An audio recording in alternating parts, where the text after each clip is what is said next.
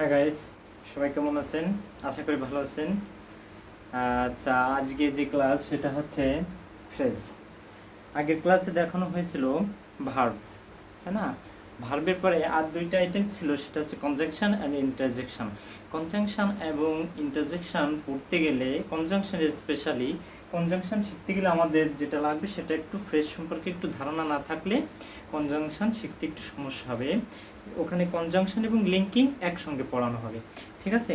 এখানে আগে ফ্রেজটা পড়ানো হচ্ছে, তারপরে কনজাংশন এবং ইন্টারজেকশনটা দেখিয়ে দেওয়া হবে। আচ্ছা, ওয়েলকাম। আসেন, দেখেন, ফ্রেজ এর বাংলাটা হচ্ছে শব্দগুচ্ছ, মানে একাধিক শব্দ মিলে কি হয়, একগুচ্ছ শব্দ হয়, তাই না? এই শব্দগুচ্ছ। এখন এই ফ্রেজের সংজ্ঞাটা কি আছে, যে কোনো শব্দগুচ্ছ যদি একটি পার্টস অফ স্পিচের মতো কাজ করে তবে তাকে ফ্রেজ বলে। কি বলা হলো, যে একগুচ্ছ শব্দ যখন একটা পার্টস অফ স্পিচের মতো কাজ করবে তখন তাকে কি বলা হবে, ফ্রেজ বলা হবে, তাই না? আমরা জানি পার্টস অফ স্পিচ কত প্রকার, 8 প্রকার। সে 8 প্রকারের পার্টস অফ স্পিচের ভিতর সবগুলোই মোটামুটি আছে, শুধু প্রোনাউনটা নাই। প্রোনাউনটা বাদে সকল প্রকারেরই কি আছে, ফ্রেজ আছে। দেখেন, ফ্রেজ লিখছি 7 প্রকার। এই যে এখানে 7 প্রকার ফ্রেজ আলোচনা করব আজকে। আচ্ছা, আসেন তাহলে, যে একগুচ্ছ শব্দ যদি একটা পার্টস অফ স্পিচের মতো কাজ করে তাহলে তাকে কি বলা হবে, ফ্রেজ বলা হবে, তাই না? আচ্ছা, দেখেন, আমরা লেখার জন্য কি ব্যবহার করি, আমরা যেটা মুখ দিয়ে উচ্চারণ করি, তাই না? উচ্চারিত যে সাউন্ড, এটাকে বলা হয় কি, ধ্বনি আমাদের, তাই না?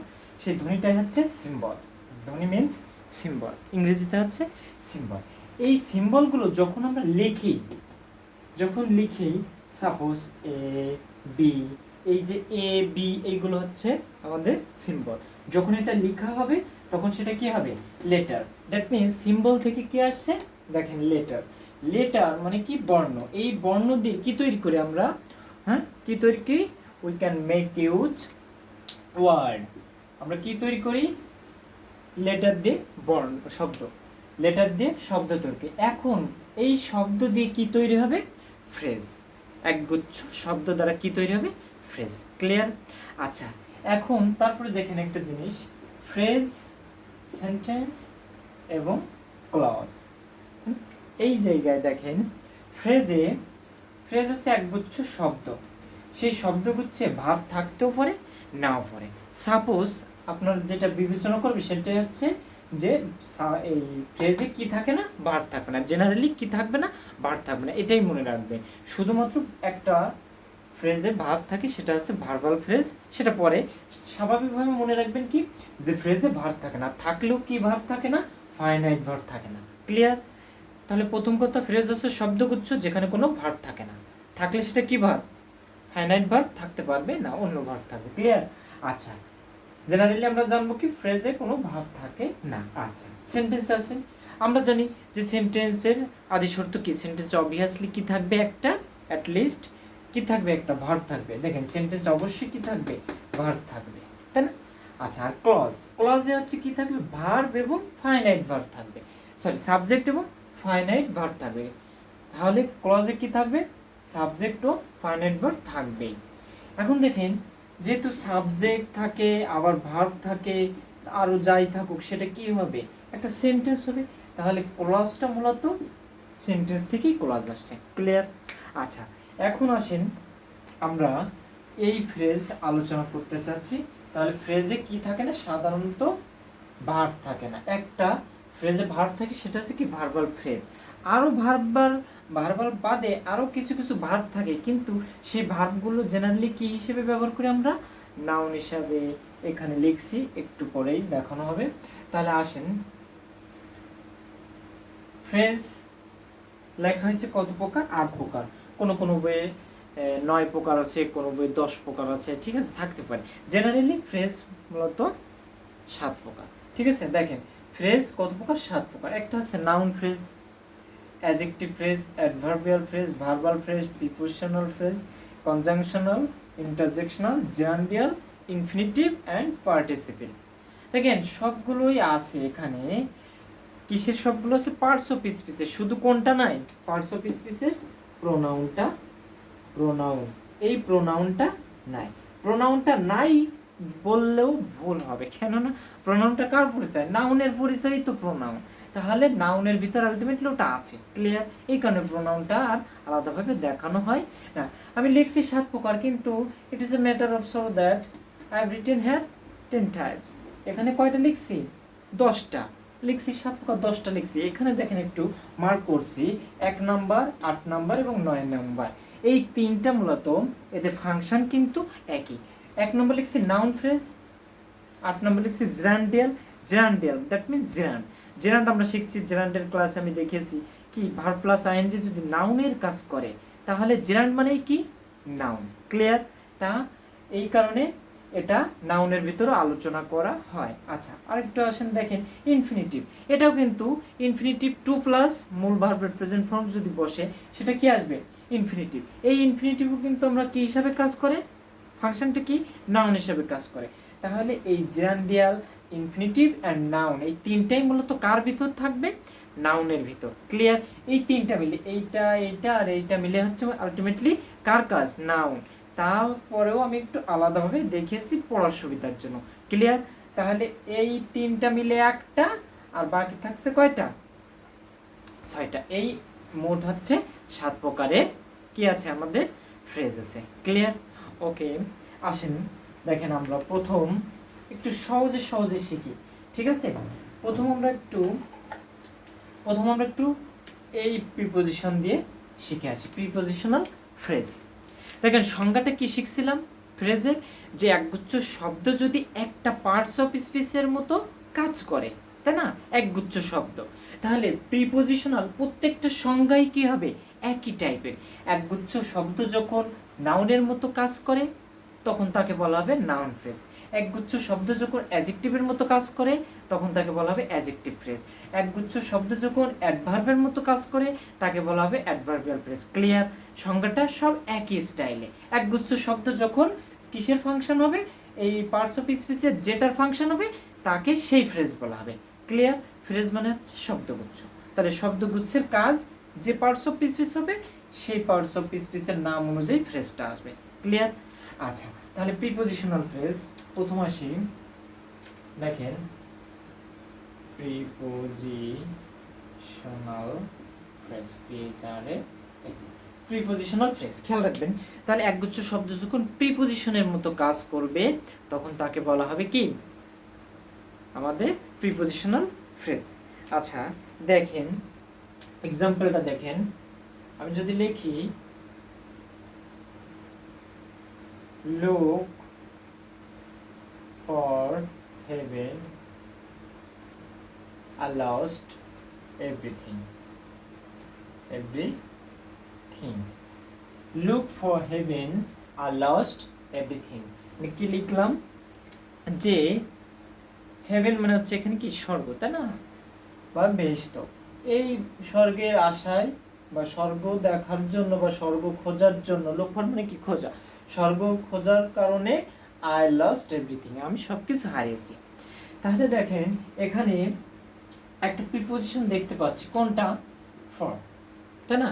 এখন এই প্রিপোজিশনের পরিবর্তে এই জায়গায় আমি যদি এখন ব্যবহার করি, দেখেন in search of haven I lost everything. কি লিখলাম?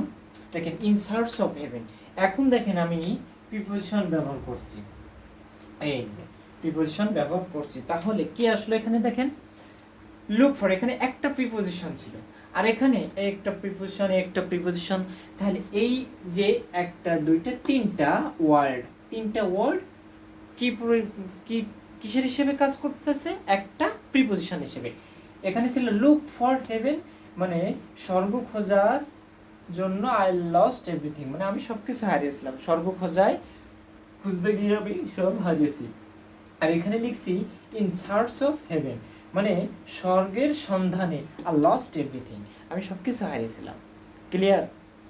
আমি সবকিছু হারিয়েছিলাম। তাহলে এখানে এটা কি হিসাবে কাজ করছে? প্রিপোজিশন। তাহলে এটা হবে কি? Prepositional phrase. প্রিপোজিশনাল ফ্রেজ হবে। ঠিক আছে? প্রিপোজিশনাল ফ্রেজ হবে। ক্লিয়ার? আচ্ছা, তাহলে একগুচ্ছ শব্দ যদি একটা প্রিপোজিশনের মতো কাজ করে তাকে বলা হবে প্রিপোজিশনাল ফ্রেজ। আচ্ছা, আরেকটা এক্সাম্পলে দেখি। সাপোজ যদি লিখি, দেখেন, despite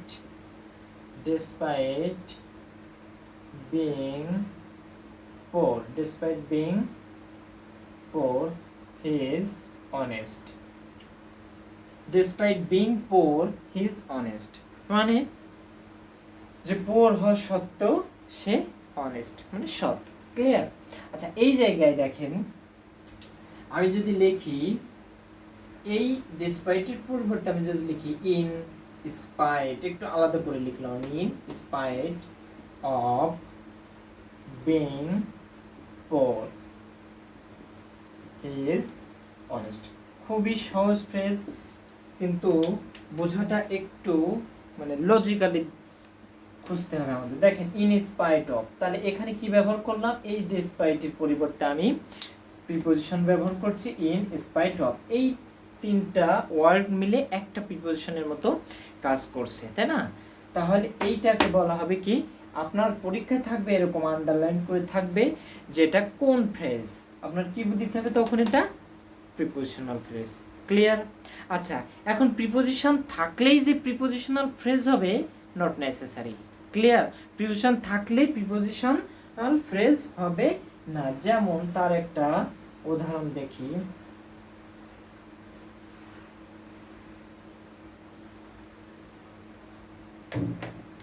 দেখেন, যদি লিখি he is a man of ফেম,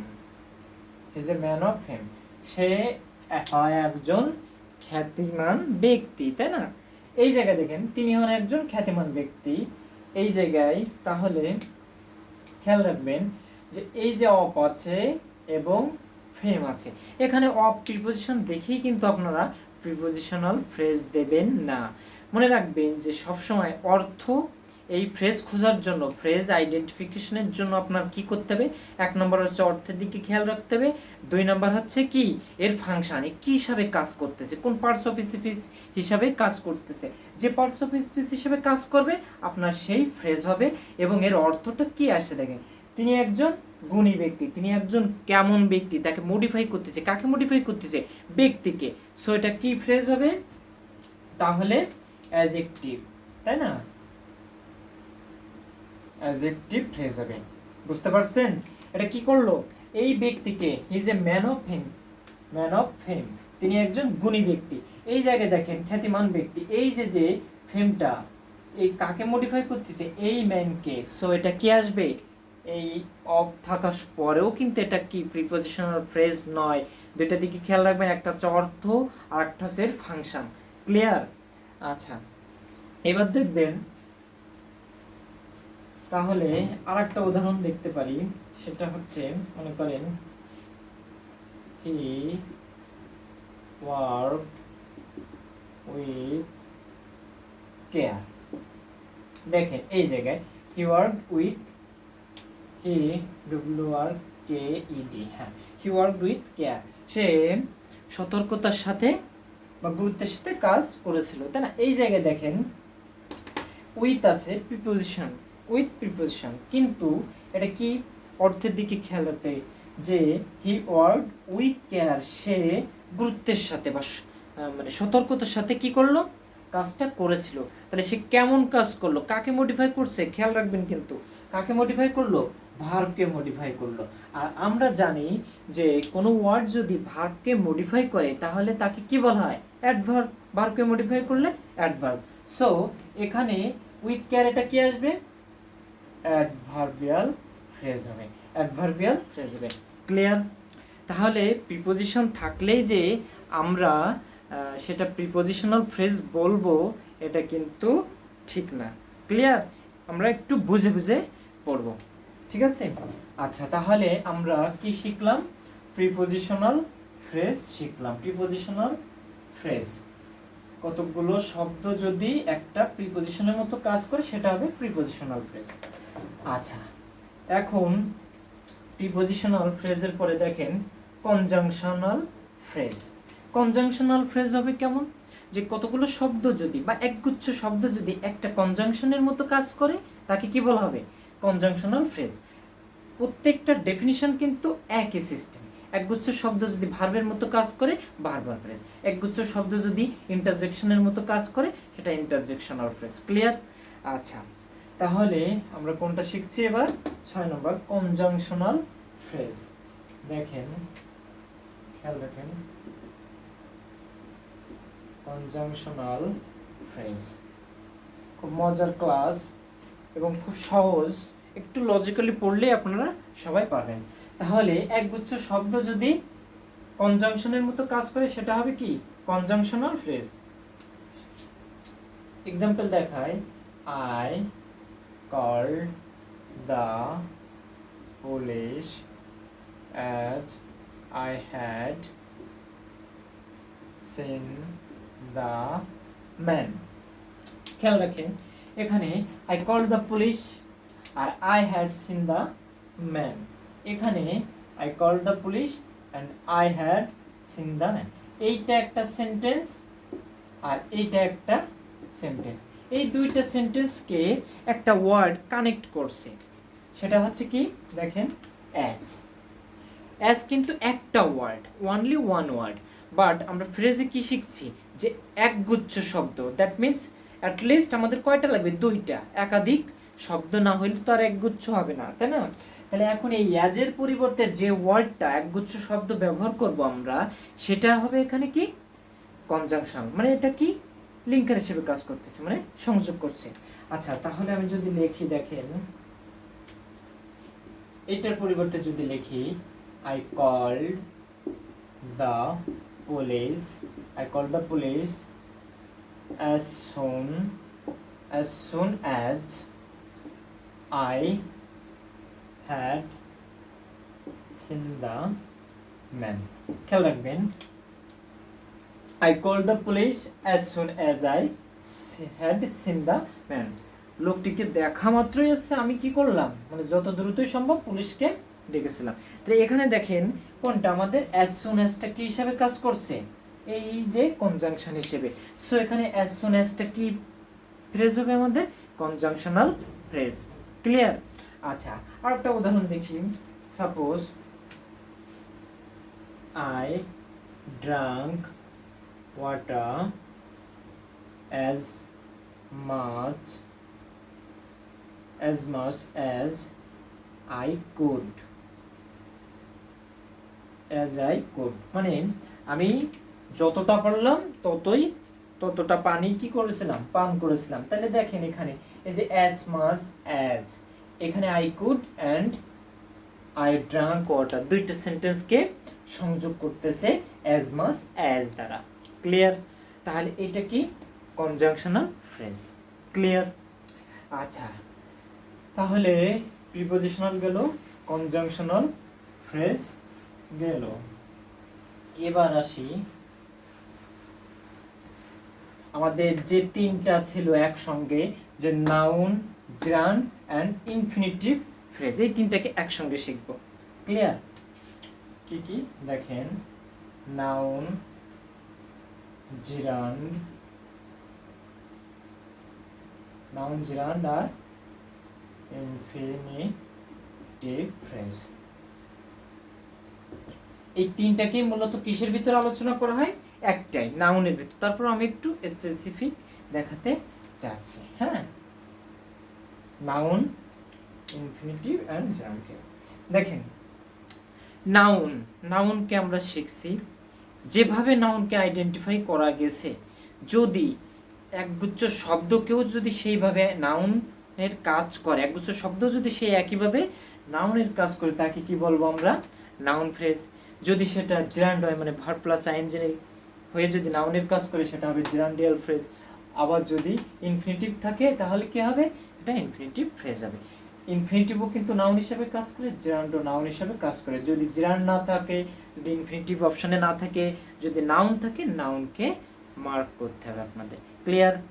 আচ্ছা, আসেন তাহলে, একগুচ্ছ শব্দ যদি নাউনের কাজ করে নাউন ফ্রেজ, একগুচ্ছ শব্দ যদি জেরান্ডের কাজ করে জেরান্ডিয়াল ফ্রেজ, আর একগুচ্ছ শব্দ যদি ইনফিনিটিভের কাজ করে তাহলে সেটা কি হবে, ইনফিনিটিভ ফ্রেজ হবে। ঠিক আছে।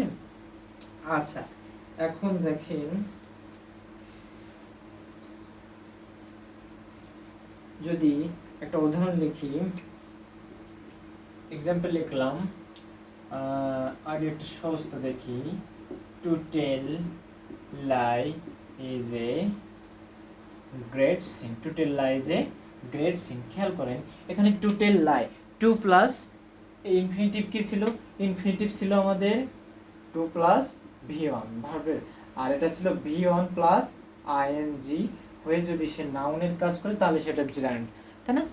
এখন দেখেন টু প্লাস ভি ওয়ান আছে, তাহলে টু টেল লাই এটা কি হবে, gerund, sorry infinitive, to plus verb one আছে, টু টেল, টেল হচ্ছে ভার্বের প্রেজেন্ট ফর্ম, তাহলে এটা কি আছে, ইনফিনিটিভ, তাহলে এটা অবভিয়াসলি কোন ফ্রেজ হবে, আমাদের ইনফিনিটিভ ফ্রেজ হবে। এখন অপশনে আপনার ইনফিনিটিভ ফ্রেজ নাই, আছে নাউন ফ্রেজ, তাহলে কোনটাকে মার্ক করবেন, নাউন ফ্রেজ।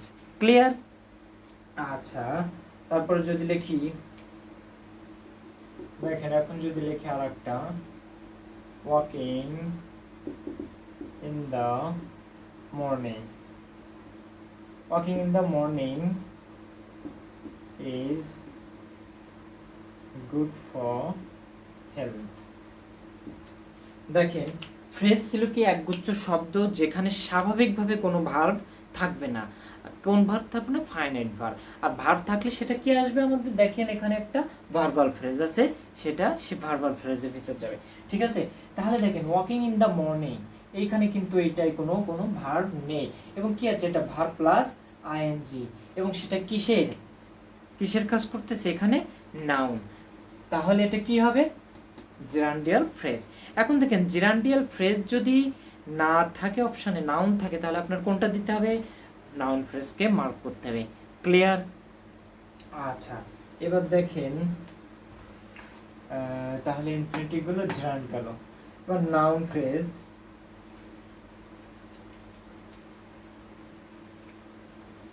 আচ্ছা, আরেকটা দেখেন,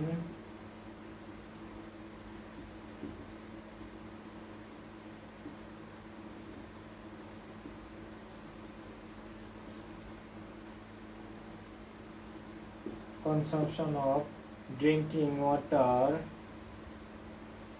should be increased.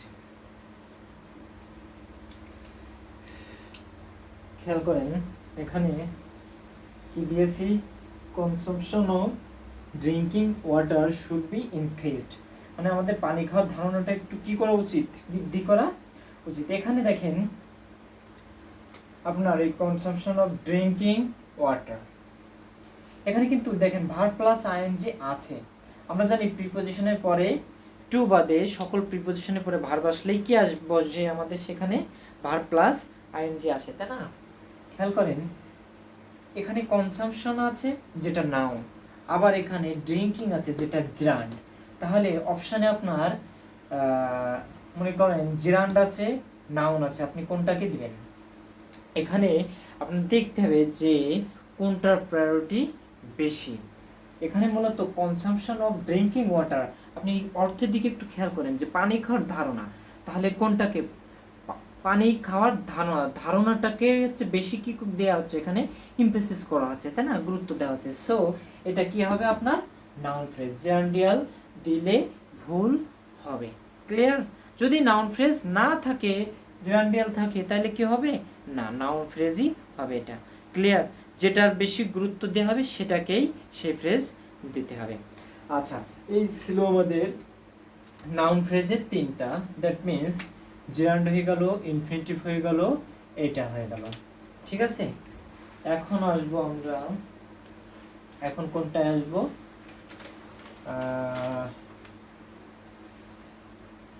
পরে দেখি অ্যাডজেক্টিভ পড়ি। আচ্ছা, কয়টা শিখলাম, তিনটা, চারটা, পাঁচটা। আচ্ছা, এবার দেখেন adjective phrase.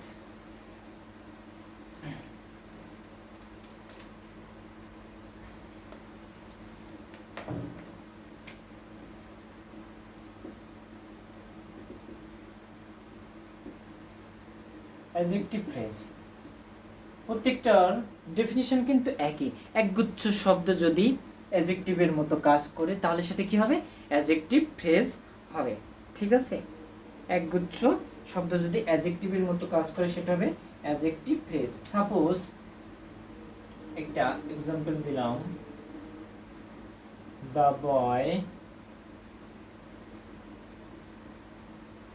Waiting for you is my brother.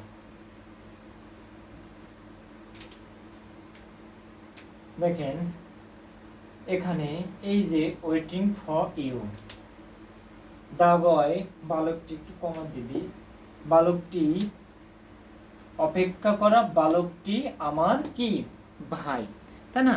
তাহলে দেখেন এই যে অপেক্ষা করা, তোমার জন্য অপেক্ষা করা, এটা মূলত কাকে মডিফাই করছে? দা বয়কে। তাহলে এটা কি হবে আমাদের? Adjective phrase. ঠিক আছে, অ্যাডজেক্টিভ ফ্রেজ হবে।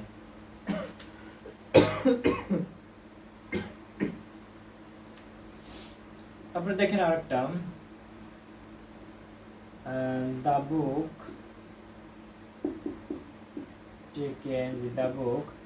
Taking from you, the book taking from you, taking from my table was very costly বা ইন্টারেস্টিং, যেটাই লেখি না কেন। দেখেন এখানে the book taking from my table, এই জায়গায় এই যে taking from my table, the book taking from my table. তাহলে দেখেন এই জায়গায় আমাদের দেখা যাচ্ছে টেকিং ফ্রম মাই টেবিল, আমার টেবিলের উপর থেকে নেওয়া বইটি খুবই কি ব্যয়বহুল, এখান থেকে বা খুবই দামি। এখান থেকে তাহলে কি বুঝছি? যে আমার টেবিল থেকে নেওয়া বইটি কাকে মডিফাই করছে? আমার টেবিল থেকে নেওয়া বইটিকে মডিফাই করছে। আমরা জানি যে যে ওয়ার্ড নাউনকে মডিফাই করে তাহলে সেটা কি হবে? অ্যাডজেক্টিভ। তাহলে এটা কি ফ্রেজ হবে? এখানে টেকিং ফ্রম মাই টেবিল, এটা হবে কি? Adjective phrase. ক্লিয়ার? আচ্ছা, এখন আরেকটু দেখাই, একটু ভেঙে ভেঙে। সাপোজ এই অ্যাডজেক্টিভ ফ্রেজের উদাহরণ একটু আরেকটু করে দেখাই। মনে করেন আই হ্যাভ এ বার্ড, আমার একটি পাখি আছে, তাই না? এখানে দেখেন এই যে বার্ডটা, এটা অবভিয়াসলি নাউন এবং এইটা কি? অ্যাডজেক্টিভ। ডিটারমাইনার, সকল determiner is a kind of adjective. আচ্ছা, এখানে এটা হচ্ছে অ্যাডজেক্টিভ, ডিটারমাইনার হিসেবে কাজ করছে। আচ্ছা, এখানে বার্ডটা নাউন। এখানে আচ্ছা আরেকটু লিখি, দেখেন I have a blue bird, I have a blue bird. এখানে খেয়াল করেন এটা নাউন, নীল এটা অ্যাডজেক্টিভ, তাই না? এটা অ্যাডজেক্টিভ, ব্লু নীল, রঙের নামগুলো অ্যাডজেক্টিভ আপনাদেরকে দেখিয়েছিলাম, এবং সেটা রঙের নামগুলো কি থাকতে হবে? নাউনের পূর্বে ব্যবহার করতে, শুধু রঙের নাম আবার নাউন হবে। ক্লিয়ার? আচ্ছা, আমি অ্যাডজেক্টিভের ক্লাসে এটা দেখেছিলাম। তাহলে এখানে অ্যাডজেক্টিভ। এখন এটা তো আর অ্যাডজেক্টিভ ফ্রেজ বলতে পারি না। এইখানে মনে করেন আপনাকে এটা দাগ দিয়ে বললো, আন্ডারলাইন করার পরে বললো যে underlined word is a oblique an. Underlined ওয়ার্ডটা কি?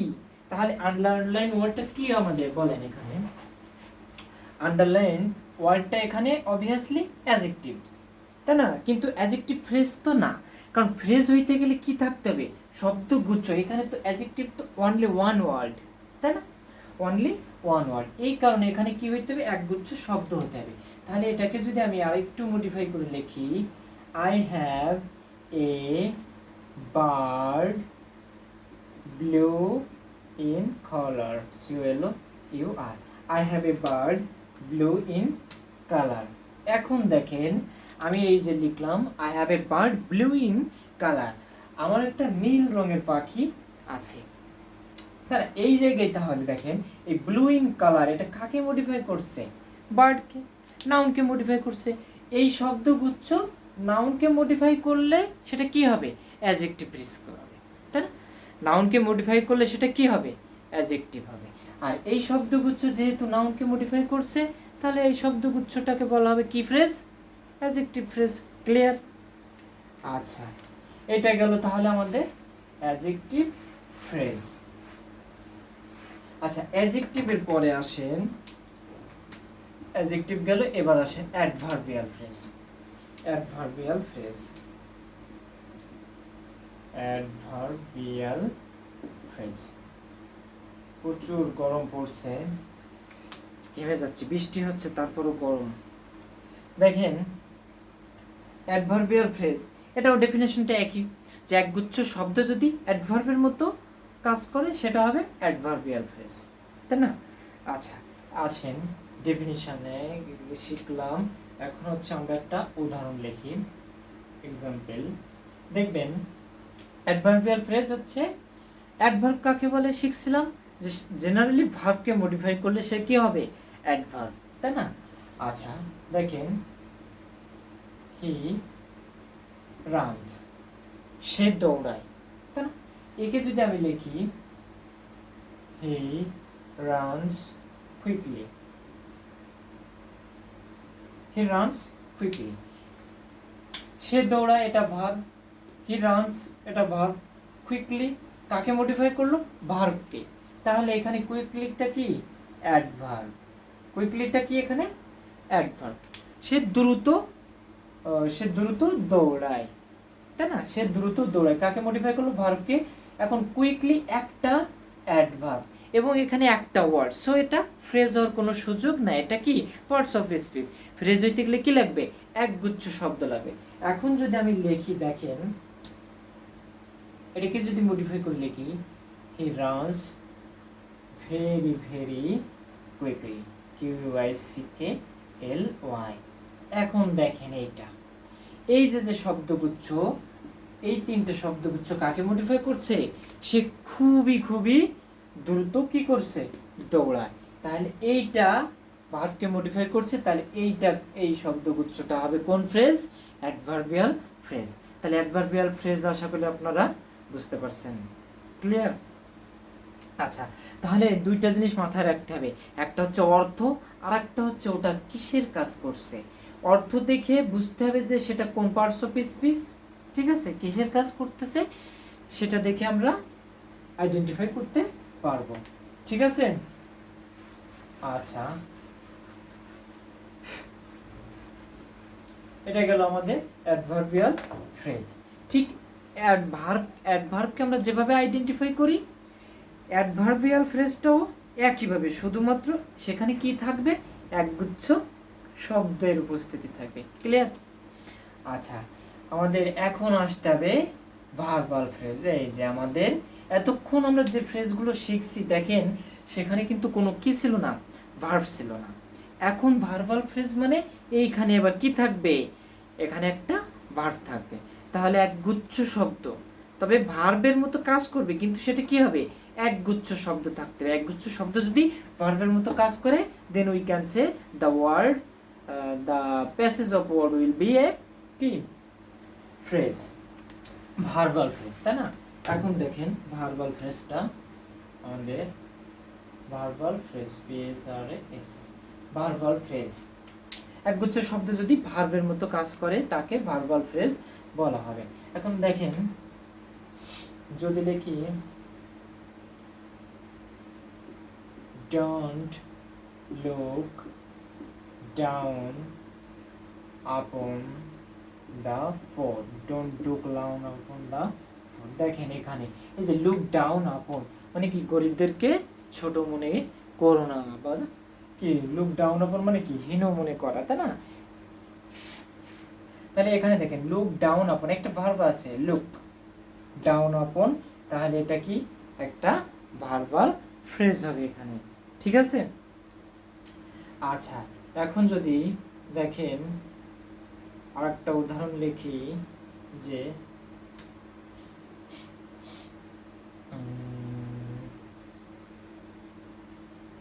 the police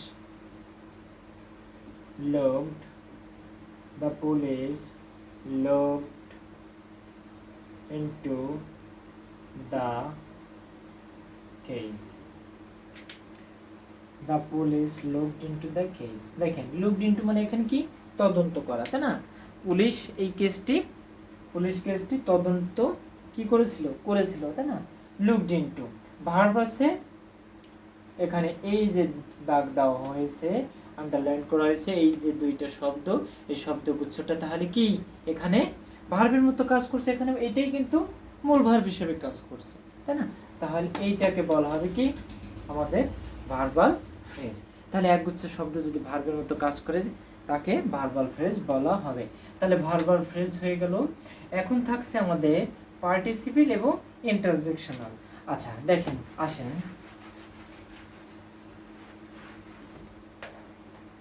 ইন্টারজেকশনাল ফ্রেজ, তাই না?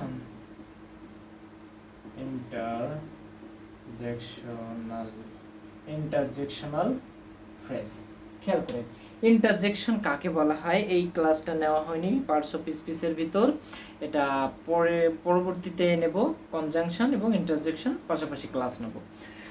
কনজাংশন শিখতে গেলে একটু এই ফ্রেজ দরকার, এই কোনো ফ্রেজের ধারণাটা আগে দেওয়া প্রয়োজন। আচ্ছা দেখেন, ইন্টারজেকশন হচ্ছে তাৎক্ষণিকভাবে যদি কোনো মনের আবেগ অনুভূতি প্রকাশ পায় তাহলে সেই ওয়ার্ডটাকে বলা হবে কি ইন্টারজেকশন। যেমন হুররে আমরা খেলায় জিতেছি, যে হুররে তাৎক্ষণিক ভাব প্রকাশ করা হলো, আনন্দ প্রকাশ পেলো, তাই না?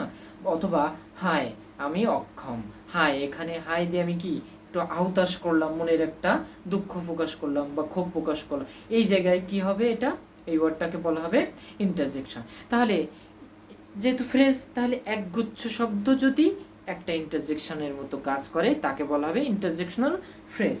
যেমন যদি লিখি, দেখেন এলাস হাই আই অ্যাম আনডান, হাই আমি অক্ষম। এবং ইন্টারজেকশনাল ফ্রেজে একটা এক্সক্লামেশন থাকে, মানে একটা চিহ্ন থাকে, এই দেখেন এইরকম চিহ্ন থাকবে। তবে একটা ওয়ার্ড হইলে এই ওয়ার্ডটা শুধুমাত্র ইন্টারজেকশন হবে, আর একগুচ্ছ শব্দ হইলে তারপরে যদি ইন্টারজেকশন চিহ্নটা দেওয়া থাকে তাকে বলা হবে ইন্টারজেকশনাল ফ্রেজ। ক্লিয়ার? আচ্ছা দেখেন, এলাস আই অ্যাম আনডান, হ্যাঁ আমি অক্ষম, এইখানে একটা ওয়ার্ড দিয়ে মনের ভাব প্রকাশ পেয়েছে। মনের কি প্রকাশ পেয়েছে? দুঃখ। আমি যদি লিখতাম ও মাই গড, ও আমার ঈশ্বর, আই অ্যাম আনডান, অথবা হট এ পিটি, কি দুঃখ, what a pity I am undone. ঠিক আছে? তাহলে দেখেন এই যে ও মাই গড বা হট এ, অথবা কি আছে মনে করেন হট এ পিটি যদি লিখি, ঠিক আছে, what a pity I am undone, what a pity I am undone যদি লিখি, এখানে মনে করেন এই চিহ্নটা আছে, এক্সক্লামেশনটা আছে। তাহলে এই যে আন্ডারলাইনড ওয়ার্ড দিয়ে কি প্রকাশ পাচ্ছে? একগুচ্ছ শব্দ আছে এবং তাৎক্ষণিক মনের ভাব প্রকাশ পাচ্ছে, তাহলে এটাকে বলা হবে কি ইন্টারজেকশনাল ফ্রেজ। ক্লিয়ার? আচ্ছা, ইন্টারজেকশনাল ফ্রেজ গেল। আর একটা আছে, সেটা হচ্ছে আমাদের খুবই গুরুত্বপূর্ণ পার্টিসিপিল। দেখেন পার্টিসিপিল ফ্রেজ, আপনারা পার্টিসিপিল শিখছিলেন। পার্টিসিপিল তিন ধরনের, প্রেজেন্ট পার্টিসিপিল, এটা ছিল present participle verb plus ING plus noun. দুই নম্বর ছিল পাস্ট পার্টিসিপিল, এটা ছিল ইডি অথবা ইএন প্লাস নাউন। আর তিন নম্বর হচ্ছে পারফেক্ট পার্টিসিপিল। কেমন ছিল? Having plus noun. শোনেন, যারা এই পার্টিসিপিল বুঝবেন না তারা দয়া করে একটু জেরান্ড অ্যান্ড পার্টিসিপিলের ক্লাসটা আপলোড করা আছে, আগে ওইটা একটু দেখে আসবেন, তাহলে এটা বেশি ক্লিয়ার হয়ে যাবেন। ক্লিয়ার? আচ্ছা, ভার্ব প্লাস আইএনজি হয়ে যদি সেটা তারপরে যদি নাউন থাকে, সেটা জেনারেলি কি হবে? আমাদের প্রেজেন্ট পার্টিসিপিল। পেস লেগে যাবে কোথায় বলেন তো? প্রেজেন্ট পার্টিসিপিল অ্যান্ড জেরান্ডও verb plus ING, participle verb plus ING. এখানে এদের ভিতর যে ডিফারেন্সটা আছে আমি সেটা ওই ক্লাসে জেনারেল পার্টিসিপল ক্লাসে দেখিয়েছি, আপনারা ওইটা দেখে নিলে এটা ক্লিয়ার হয়ে যাবেন, ঠিক আছে। আচ্ছা, আর পাস্ট পার্টিসিপল কি ইডি অথবা ইএন, মানে পাস্ট ফর্মের পরে যদি নাউন থাকে, ভার্বের পাস্ট ফর্ম, এটা মূলত ভার্বের পাস্ট ফর্ম। এখানে একটা জিনিস লেখা উচিত ছিল, verb plus V one plus ED অথবা ইএন, মানে ভার্বের শেষে যদি ইডি অথবা ইএন থাকে, যেটা পাস্ট ফর্ম আমরা বলি, ক্লিয়ার। আচ্ছা, এটা ভার্বের শেষে লেখা উচিত একটু। আর হ্যাভিং প্লাস নাউন যদি, হ্যাভিং প্লাস নাউন না, সরি, হ্যাভিং প্লাস ভি3 থাকবে, ঠিক আছে। হ্যাভিং প্লাস ভি3, নাউন না, সরি, হ্যাভিং প্লাস ভি3 মানে মূল ভার্বের পাস্ট পার্টিসিপল ফর্ম থাকলে সেটা কি হবে, আমাদের পার্টিসিপল ফ্রেজ হবে, ক্লিয়ার। আচ্ছা, দেখেন উদাহরণ, এক্সাম্পল দেখাই।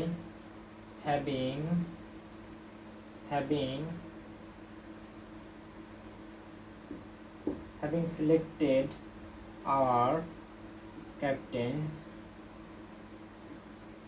selected our captain, he feels happy.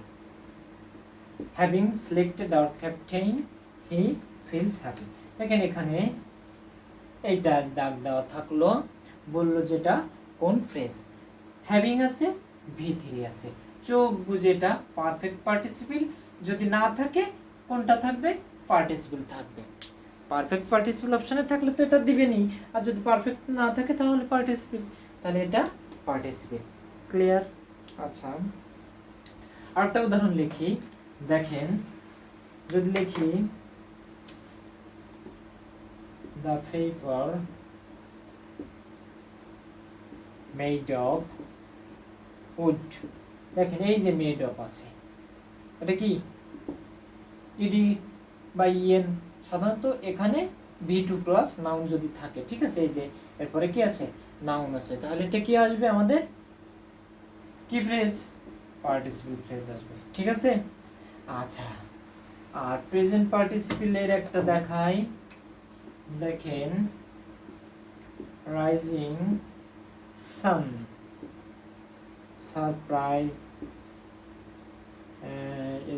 Surprises me, rising sun surprises me, উদিত সূর্য আমাকে বিস্মিত করে, তাই না। এখানে দেখেন রাইজিং সান, ভার্বের সাথে রাইজ, আর আইএসি, রাইজ মানে কি উদিত হওয়া, তার সঙ্গে আইএনজি করছি, তাহলে ভার্ব প্লাস আইএনজি, তারপরে কি আছে, নাউন, তাহলে এটা কিসের কাজ করছে, প্রেজেন্ট পার্টিসিপল, ক্লিয়ার। এবং এই যে rising sun verb plus ING নাউনের পূর্বে যদি বসে এবং সেটা যদি অ্যাডজেক্টিভ হয়, সেটা হবে কি আমাদের প্রেজেন্ট পার্টিসিপল, তাহলে ভার্ব প্লাস আইএনজি এবং নাউন আছে, তাই এটা হবে প্রেজেন্ট পার্টিসিপল, ক্লিয়ার। এই ছিল আমাদের এই 7 প্রকারের ফ্রেজ, এবং আশা করি আপনারা সবাই বুঝতে পারছেন। আর আপনারা ক্লাসগুলো দেখার পরে আসলে এই চাকরির বা আপনার এই প্রতিযোগিতামূলক যে পরীক্ষা আমাদের আছে, অ্যাডমিশন বলেন, ব্যাংক বলেন, বিসিএস, যত জবের পরীক্ষাগুলো আছে, এই ক্লাসগুলো আপলোড করতে গেলে আসলে ডিটেলস আলোচনা না করলে আপনি সঠিকভাবে বুঝতে পারবেন না, যার কারণে আমাদের এই ভিডিওটা লেন্থি হয়ে যাচ্ছে। তারপরেও আশা করি আপনারা দেখবেন, আর ভালো লাগলে লাইক, কমেন্ট, শেয়ার, সাবস্ক্রাইব, আবার বেল বাটনে চাপবেন। ভালো থাকবেন।